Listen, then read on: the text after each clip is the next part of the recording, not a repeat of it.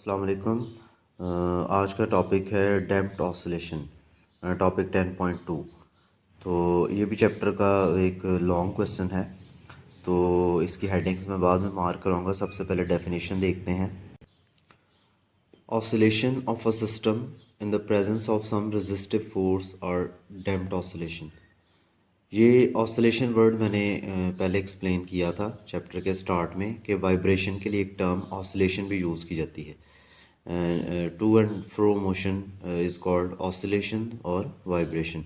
तो ऐसा सिस्टम जिसकी जो ऑसिलेशन है वो रेजिस्टिव फोर्स की प्रेजेंस में हो, वो डैम्प्ड ऑसिलेशन कहलाती है। तो प्रैक्टिकली तमाम जो ऑसिलेशंस हैं उसमें रेजिस्टेंस एग्जिस्ट करती है, तो वो असल में डैम्प्ड हैं। लेकिन इसको ज़्यादा क्लियरली अंडरस्टैंड करने के लिए हमारे पास एग्जांपल है शॉक एब्जॉर्बर की। ये जो ऑटोमोबाइल हैं, गाड़ियाँ वगैरह हैं, इनके अंदर शॉक सिस्टम है, यानी स्प्रिंग सिस्टम है, जो झटकों को या शॉक्स को एब्जॉर्ब करने के लिए यूज़ किए जाते हैं। तो वो आपने नोट किया होगा कि वो जो स्प्रिंग हैं या शॉक्स हैं, वो जब किसी जंप से या ऊंची नीची जगह से जब ऑटोमोबाइल या गाड़ियां गुजरती हैं, तो वो जो स्प्रिंग है वो एक या दो दफ़ा ज़्यादा से ज़्यादा वाइब्रेट करता है, इससे ज़्यादा कंटिन्यूसली वाइब्रेट नहीं करता। तो उसकी वजह ये है कि हमने उसके अंदर जो है ये जो एब्जॉर्प्शन है इसको डैम्प किया हुआ है, यानी उसको फ्रीली अलाउ नहीं किया स्प्रिंग को, या उसको शॉक कहते हैं, कि वो मुसलसल या कंटिन्यूसली वाइब्रेट ही करता रहे कुछ टाइम तक। उसकी वाइब्रेशन को रोका जाता है, डैम्प किया जाता है। तो जो चीज़ वाइब्रेट करती है उसका एक वाइब्रेटिंग एम्पलीट्यूड है। तो असल में हम उसका जो एम्पलीट्यूड है उसको प्रोग्रेसिवली क्या करते हैं, डिक्रीज़ करते हैं। तो ऐसी ऑसिलेशन जिसमें उसका जो वाइब्रेटिंग सिस्टम या बॉडी कह लें, उसका एम्पलीट्यूड अगर आप प्रोग्रेसिवली डिक्रीज़ करते जाएं, तो वो कहलाती है डैम्प्ड ऑसिलेशन। ये यहाँ पर ऊपर कॉर्नर में एक फिगर बनी हुई है, यहाँ पर ये देखें एम्पलीट्यूड शो किया गया है वेव का। तो ये पहले यहाँ से यहाँ तक एम्पलीट्यूड है, नेक्स्ट वेव में यहाँ से यहाँ तक एम्पलीट्यूड डिक्रीज़ कर रहा है, थर्ड में और डिक्रीज़ कर रहा है, और फोर्थ में और। तो प्रोग्रेसिवली डिक्रीज़ करते हुए वह एम्पलीट्यूड है, तो ये जिस तरह वाइब्रेशन में होगा वो डैम्प कहलाएंगी।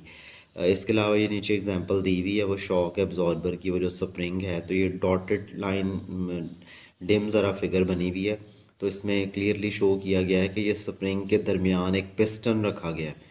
तो पिस्टन आपको पता है, पिस्टन जो है ये सिलेंडर में जो लिक्विड जो भी फ्लूइड प्रेजेंट है उसको कंप्रेस करने के लिए यूज़ किया जाता है। तो अगर ये देखें फिगर में कि ये एक फ़िक्स पॉइंट है और एक ये फ़िक्स पॉइंट है, तो ये दोनों फ़िक्स पॉइंट स्प्रिंग के या वो शॉक कह लें उसको, उसके साथ अटैच हैं। तो अगर ये स्प्रिंग कंप्रेस होता है तो डेफिनेटली ये पिस्टन जो है ये लिक्विड को कंप्रेस करेगा। तो इस टेक्निक के ज़रिए हम ये स्प्रिंग को फ्रीली अलाउ नहीं करते कि वो वाइब्रेट करे। वो जब वाइब्रेट करेगा तो डेफिनेटली पिस्टन भी मूव करेगा, तो पिस्टन को वो लिक्विड कंप्रेस करना पड़ेगा। तो इस तरह से हमने ये वाइब्रेशन को डैम्प किया हुआ है। तो ये फ्रीली स्प्रिंग जो है ये वाइब्रेट नहीं करता, बल्कि डैम्प ये जो ऑसिलेशन है ये डैम्प्ड है।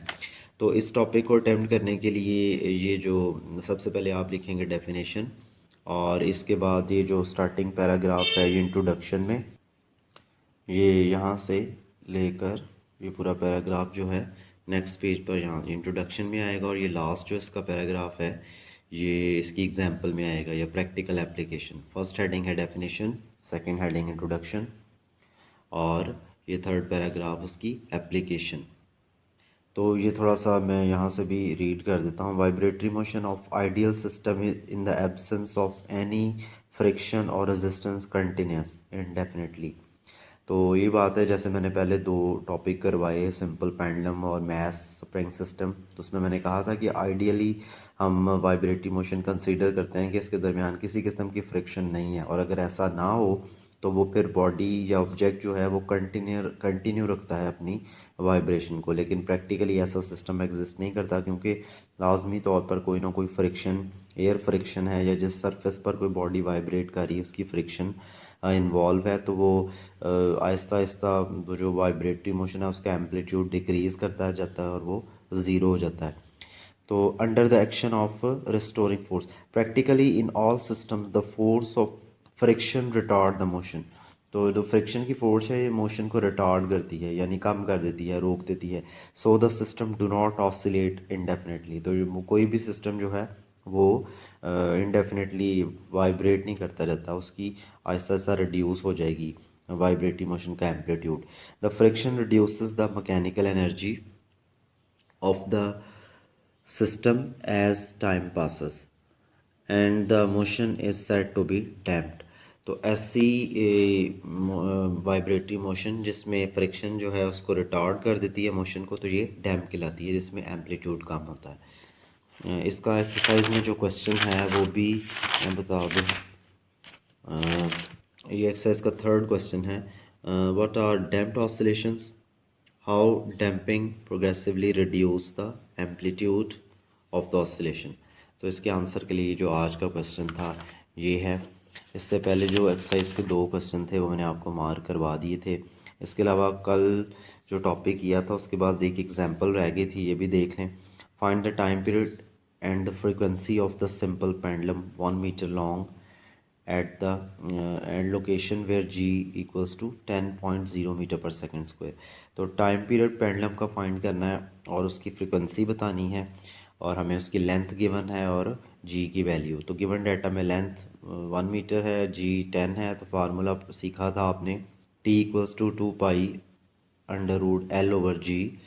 तो इसमें वैल्यू पुट की 2 पाई 3.14 और 10, तो ये सॉल्व करके कैलकुलेट करके 1.99 सेकंड आ गया। और फ्रीक्वेंसी जो है मैंने कल बताया था टॉपिक में कि ये टाइम पीरियड का रेसिप्रोकल है 1/t, तो 1/1.99 तो ये आ जाएगा 0.50 हर्ट्ज़। इसके अलावा ये साइट पे इंफॉर्मेशन है, ये एमसीक्यू के लिए इम्पोर्टेंट है, ये आपने देखनी है। इसके अलावा पेज नंबर 5 पर भी ये जो चेक योर अंडरस्टैंडिंग है, तो ये भी इंफॉर्मेशन जो है क्वेश्चंस पूछा हुआ है एक, तो ये भी एमसीक्यू के लिए इम्पोर्टेंट है। Tell whether or not these motion are example of simple harmonic motion.